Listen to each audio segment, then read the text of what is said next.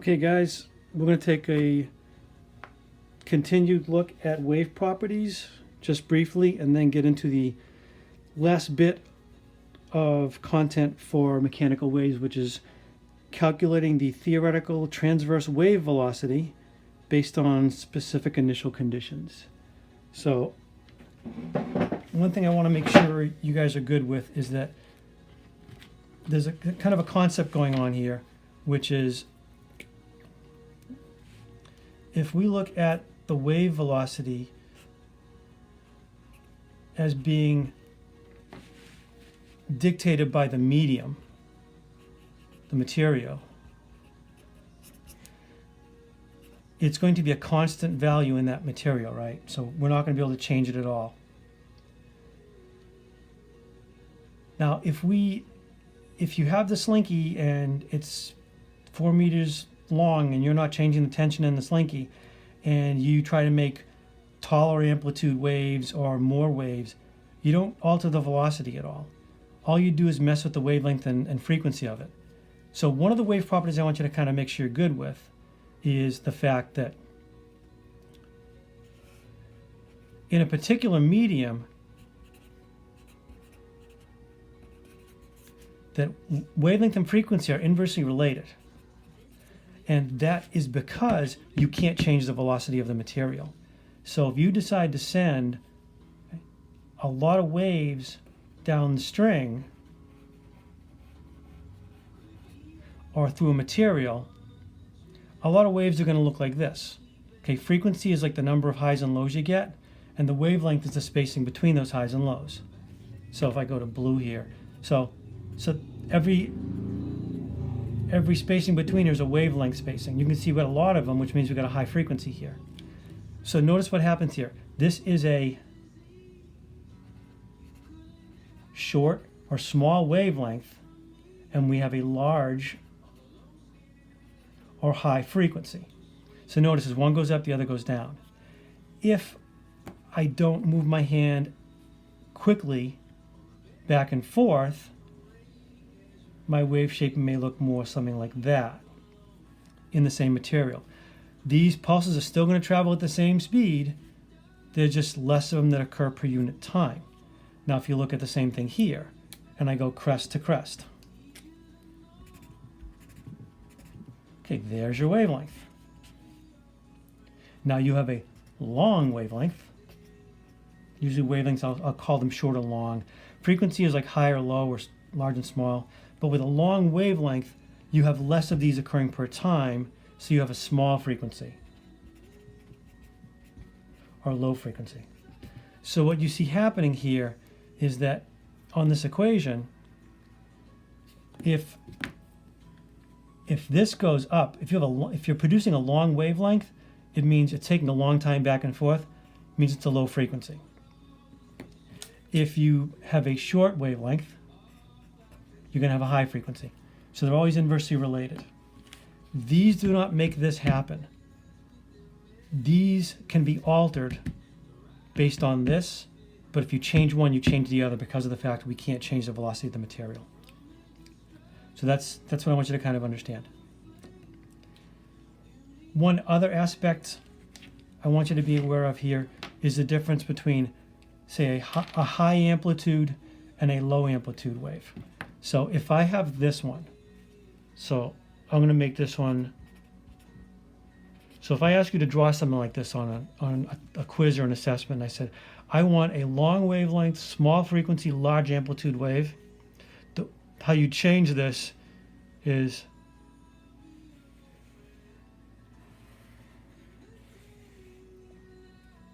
okay, I'm kind of missing here, but you want to make like the midpoints. You want to have it go up and down. So these should still line up on the high points, and these would be the low points.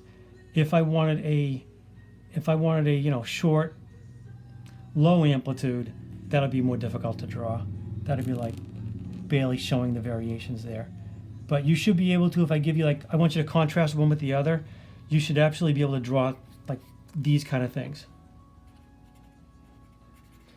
and show relatively like one versus the other, because I'll be able to compare by the drawings you do.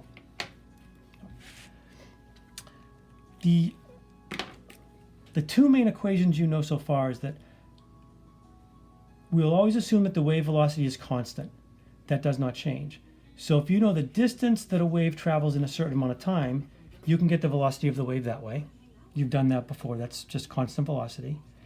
If you know the wavelength of the waves that are produced and the frequency of the source, you can get the wave velocity using the universal wave equation. There's one more way you can calculate a velocity of a wave, and it's only a transverse wave, because typically we look at this on a string, a slinky, something that can be stretched, and you can have a measurement of tension, mass, and length. So that's the last thing we want to do here.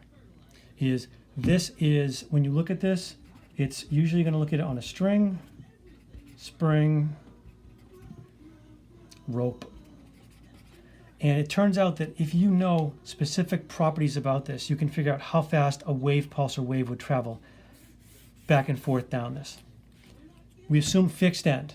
It's fixed at both ends. Someone can pluck on the end to make a pulse, but these are held because in order to produce tension or pulling force in this material, the ends have to be fixed.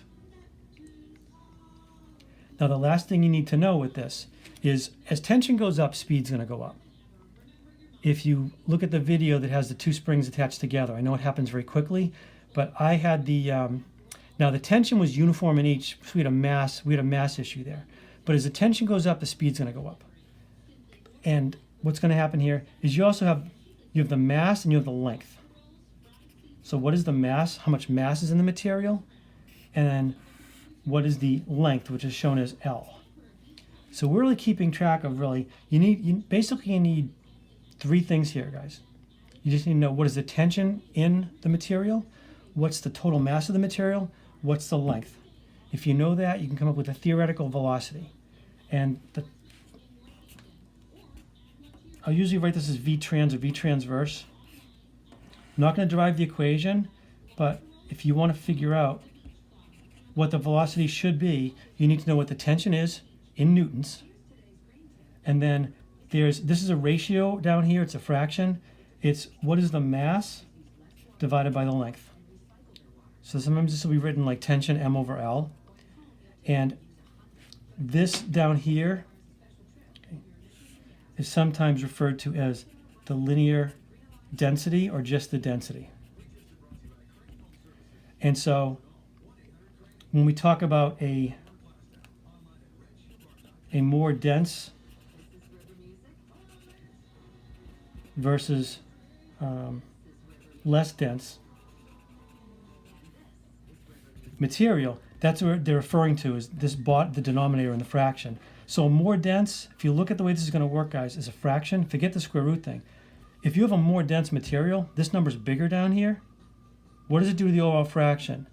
Brings it down, right? This number's bigger. If you don't change this, this goes down. So more dense is going to give you a lower velocity. Less dense will be higher. The actual numbers will be based on the values in here. But you want to be able to look at this and understand as soon as you see like something with fixed ends and a length and a mass and all that stuff, you're working with this. So let me show you one example problem, and that kind of ties up a lot of what we're doing here, and it will also help get you ready for the lab coming up. So let's say I have a 4 meter long string. Mass is 500 grams, and we're going to have 200 newtons of tension in it. And what I want to know, now this is where the question starts to come in here. Okay. Calc the velocity in this string, number one. Number two, I'll write a little bigger now. How much time for a wave pulse to make 4 round trips? Because remember, it's going to keep bouncing back and forth here. So we got two things we've got to deal with. Let's look at the velocity first. And so, yes, we're going to keep track of this. So again, mass, 0.5 kg. So I'm making my list here. My L, 4 meters, correct base units. My tension, 200 newtons, also correct base units. So my calculated velocity is going to be the square root T over M to L, or M over L. So now we are the square root of 200 newtons. The mass is 0.5, and the length is 4, so divided by 4. Be careful when you're doing the fractions here. Make sure you know what's divided by what. So I'm going to do this. If you look at this carefully, guys, it's like the L can actually flip up into the top, so you could really write this way. You could write it LT over M, your choice. So I'm going to actually do it that way. It's kind of easier for me. So if I look at this and I go, okay, square root, I'm going to take all this stuff. My length is 4, my tension is 200, and I divide by my mass, which is 0.5, half a kilogram. So I get, okay. So I end up with, when this is done, I get 40 meters a second, should be the actual velocity because I already had the square root in it. So you're not done yet. You're about 60% done. How long to make 4 round trips? Now you got to know what 4 round trips are. So remember, think about if you're flying on a plane and you're getting a round trip ticket. If you go down and back, that is 1 RT. There's your second. There's your third. There's your fourth. So look at the length. Every 1 round trip is 2L, right? 2 times the length, 4 and 4. So they want 4 round trips. So 1 round trip is double the length. So 4 round trips, you're 8 lengths. So now, because we assume it's a constant velocity, think about what they're asking you. They've given you the distance it travels. So D, okay, is 4RT, which is 8 times the length. You know the velocity now. It's 40. They want to know the time. Well, velocity is distance over time. We want to know time, right? So time is distance over velocity. Your distance is 8 times your length. So 8 times 4 over 40. So we're 32 over 40.